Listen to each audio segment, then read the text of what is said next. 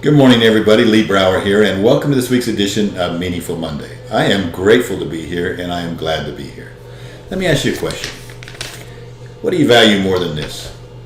What do you value more than money? Family? Health?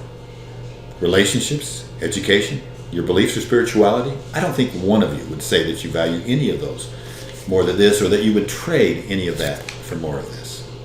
You know, I think about our country. And I think about the values that the founding fathers had. And I was looking at the $1 bill. You have to kind of take a magnifying glass to look at it. But over here on the right-hand side, what you're going to see there is you're going to see a circle. In the middle of the circle is an eagle. And the eagle is holding on to, in his right talon, he's holding on to an olive branch that has 13 leaves and 13 berries. In his left talon, he's holding on to 13 arrows. And just coincidentally, he has a shield that defends him that has 13 stripes on it. And just coincidentally, he has above his head, 13 stars.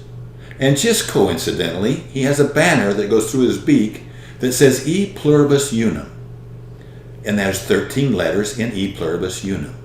So the intent of all that, I'm sure the founding fathers, was to identify the 13 individual states, to acknowledge their independence, to acknowledge their uniqueness, and then to be able to say that together with the olive branch for peace and prosperity, that we work together. And in war, we defend together with our shield and our arrows. And the stars, you know, we've had stars for years, we've navigated by the stars, right, for centuries, since the beginning of time.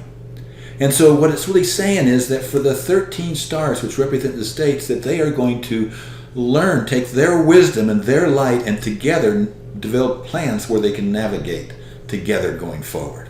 It means to be one.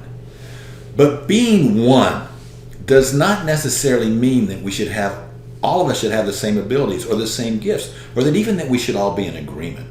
In fact, we should be grateful when others see things from a different perspective than we do. However, being one is an essential aspiration, not only for countries, but for organizations, and yes, especially for families, because families are at the core. And if they don't have that spirit of one, they'll be divided, and if we lose the family, we'll lose the country. But at the core of all of this is gratitude. True gratitude forms the basis for civility, for valuing differences and building rather than tearing down. Without gratitude, the great values that guided our founding fathers are diminished. We trade those values for being right and making others wrong. While at the same time, being right and making others wrong actually shreds this eagle of freedom. A concept that you will hear from me in the future, especially in the Meaningful Mondays, is the concept of elevation. True gratitude is the elevator of life. It is the elevator that is always going up, never going down. The gratitude elevator, it lifts, it does not put down. It would never encourage heaping insults or judgment on someone. E Pluribus Unum is all about elevating. Now, I beg your understanding here, because I'm going to bring politics into this. How could true gratitude allow us, the voters, to focus on fundamental issues of freedom? Imagine with me for a brief moment that Donald Trump, before starting his first debate, would have said, "Before I begin, let me say to Hillary, thank you. Thank you for the countless hours you've given to this country. Thank you for the causes that you've promoted and encouraged over the years. And thank you to the countless volunteers from all parties across this great land that devote their time, energy, and resources to preserve and protect the freedoms in this great country.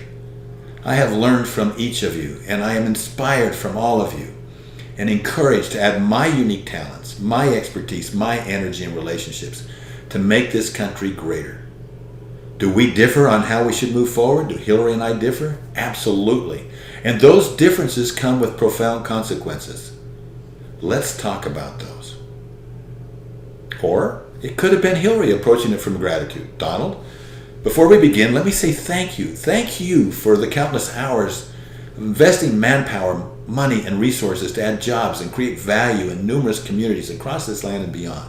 And thank you also to countless entrepreneurs that sacrifice their time, energy, and resources to tirelessly risk their own capital to make America a better place.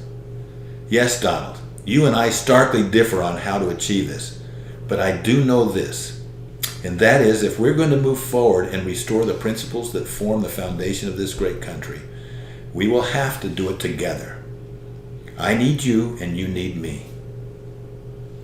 So what I say is this: let's once again get back to celebrating our differences.